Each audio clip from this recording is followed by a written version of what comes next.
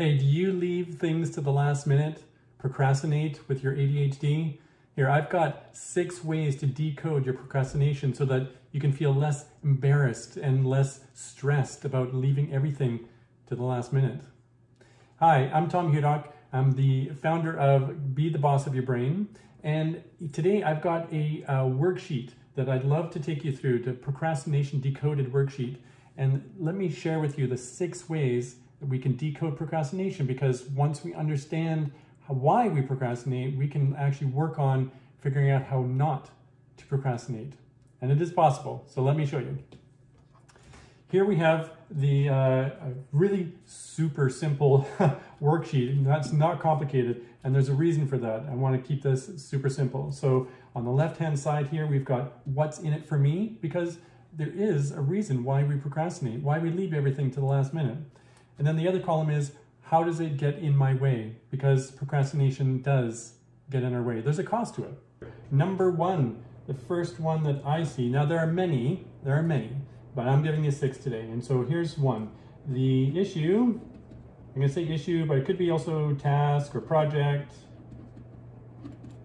Seems, here's the big O word, overwhelming. So what happens? We avoid it. Okay? And so it feels good to deal with the overwhelm by avoiding what we're actually having to do. All right, so that's number 1. Number 2, here's another one. You may have difficulty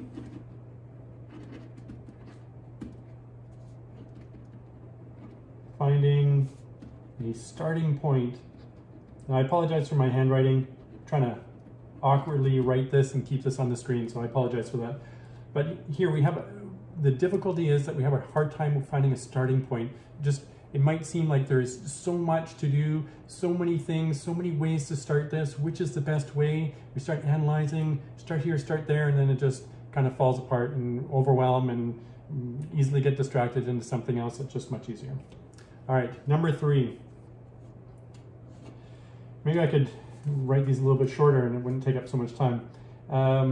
So the task, let's say there's a task that requires sustained effort. So it's a little bit harder, right? It takes a little bit longer, and it's not typically attractive. So there are unattractive tasks. Unattractive tasks that we have to do in life, whether it's work or at home or laundry or getting food. And sometimes those just aren't attractive to us, and our brains are just like, I don't really want to do it. It's not a lot of fun for me. For me, it's the financials and the money and admin stuff. I just can't get there sometimes in my head.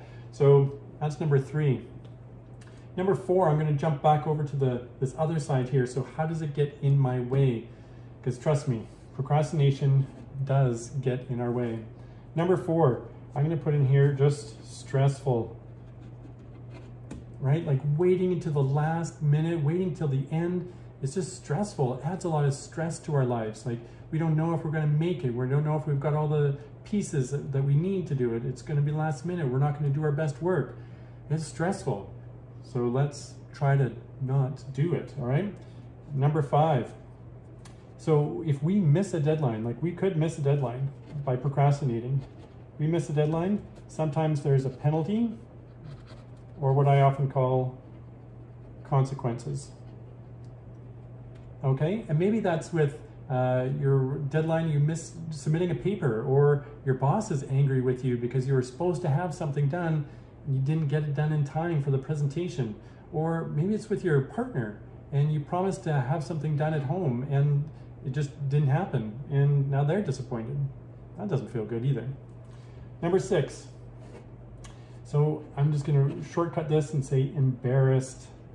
Okay, we're embarrassed that we have this procrastination habit. It doesn't feel good, and every time we have to start making excuses and reasons and all this, and it just doesn't feel good. It feels embarrassing to sometimes have to share this with the world and expose ourselves in that way.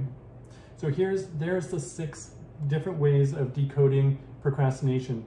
There are many more, and I invite you to use this spreadsheet, not spreadsheet, but this worksheet, and figure out what's in it for me. Like, what do you really find that you're getting out of procrastinating? And then flip that and say, how does it get in my way? What are the different ways that it's hindering me from doing my best work?